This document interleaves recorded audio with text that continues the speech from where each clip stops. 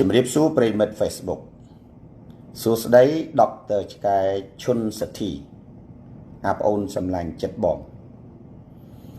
ងបានឃើញអាប់អូនឯងសរសេរសំណេរលយសម្រាប់ថៃតែវាចង្រៃសម្រាប់ខ្មែរអាប់អូនឯងសរសេរមូបង្កាច់មេដឹកនាំខ្លួនឯងដើម្បីបំពេញបំណងបរទេសតើអាប់អូនឯងជាខ្មែរឬក៏ជាដុកទ័រឆ្កែរបស់ថៃអាប់អូន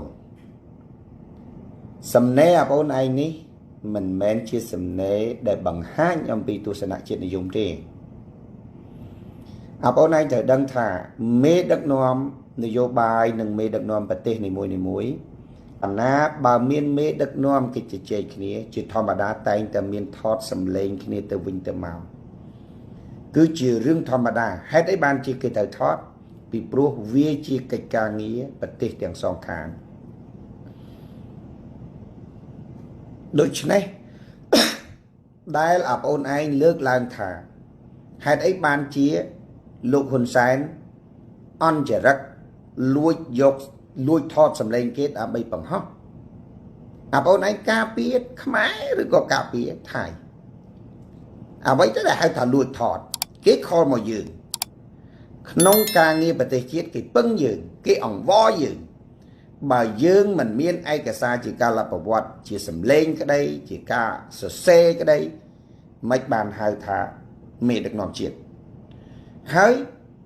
បើសិនតែមានបញ្ហាថ្ងៃក្រោយតើយើងបានអីជាផុសតាងនៅក្នុងការបញ្ជាក់អំពីការជួបគ្នារបស់យើងទាំងសងខាងដូច្នេះ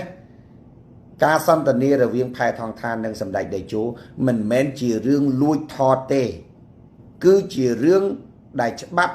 នៃមេដឹកនាំគេតែងតែថតសម្លេងគ្នាអញ្ចឹងឯង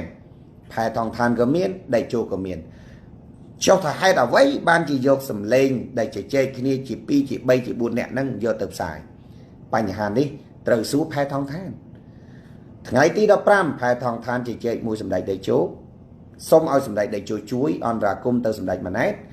ថ្ងៃទី16ផែថងឋានចេញនិយាយមុខអ្នកកសែតរបស់ថៃ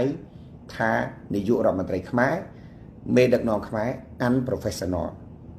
គេប្រមាថមើលងាយមេដឹកនាំយើងដូច្នេះដៃជោបញ្ចេញសម្លេងនឹងទៅមិនខុសទេយល់ទេអាក្អូនដុកទ័រឆ្កែកុំធ្វើជា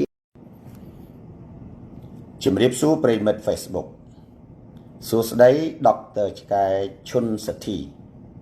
អាប់អូនសម្លាញ់ចិត្តបងបានឃើញអាប់អូនឯងសរសេរសំណេរលយសម្រាប់ថៃតែវាចង្រៃសម្រាប់ខ្មែរអាប់អូនឯងសរសេរមូបង្កាច់មេដឹកនាំខ្លួនឯងដើម្បីបំពេញបំណងបរទេសតើអាប់អូនឯងជាខ្មែរឬក៏ជាដុកទ័រឆ្កែរបស់ថៃអាប់អូនសំណេរអាប់អូនឯងនេះមិនមែនជាសំណេរដែលបង្ហាញអំពីទស្សនៈជាតិនិយមទេអាប់អូនឯងត្រូវដឹងថាមេដឹកនាំនយោបាយនិងមេដឹកនាំប្រទេសនីមួយៗអាណាបើមានមេដឹកនាំគេជជែកគ្នាជាធម្មតាតែងតែមានថតសម្លេងគ្នាទៅវិញទៅមកគឺជារឿងធម្មតាហេតុអីបានជាគេត្រូវថតពីព្រោះវាជាកិច្ចការងារប្រទេសទាំងសងខាងដូច្នេះដែលអាប់អូនឯងលើកឡើងថាហេតុអីបានជាលោកហ៊ុនសែនអន់ចរិតលួចថតសម្លេងគេដើម្បីបង្ហោះអាប់អូនឯងការពារខ្មែរឬក៏ការពារថៃអ្វីទៅដែលហៅថាលួចថតគេខលមកយើងក្នុងការងារប្រទេសជាតិគេពឹងយើងគេអង្វរយើងបើយើងមិនមានឯកសារជាកាលប្រវត្តិជាសម្លេងក្តីជាការសរសេរក្តីមិនបានហៅថាមេដឹកនាំជាតិហើយបើសិនតែមានបញ្ហាថ្ងៃក្រោយតើយើងបានអីជាផុសតាងនៅក្នុង ការបញ្ជាក់អំពីការជួបគ្នារបស់យើងទាំងសងខាងដូច្នេះការសន្ទនារវាងផែថងឋាននិងសម្ដេចតេជោមិនមែនជារឿងលួចថតទេគឺជារឿងដែលច្បាប់នៃមេដឹកនាំគេតែងតែថតសម្លេងគ្នាអញ្ចឹងឯងផែថងឋានក៏មានតេជោក៏មានចុះថាហេតុអ្វីបានជាយកសម្លេងដែលជជែកគ្នាជា2ជា3ជា4នាក់ហ្នឹងយកទៅផ្សាយបញ្ហានេះត្រូវសួរផែថងឋានថ្ងៃទី15ផែថងឋានជជែកមួយសម្ដេចតេជោសូមឲ្យសម្ដេចតេជោជួយអន្តរាគមន៍ទៅសម្ដេចម៉ាណែតថ្ងៃទី16ផែថងឋានចេញនិយាយមុខអ្នកកសែតរបស់ថៃថានាយករដ្ឋមន្ត្រីខ្មែរមេដឹកនាំខ្មែរ unprofessional គេប្រមាថមើលងាយមេដឹកនាំយើងដូច្នេះដៃជោបញ្ចេញសម្លេងនឹងទៅ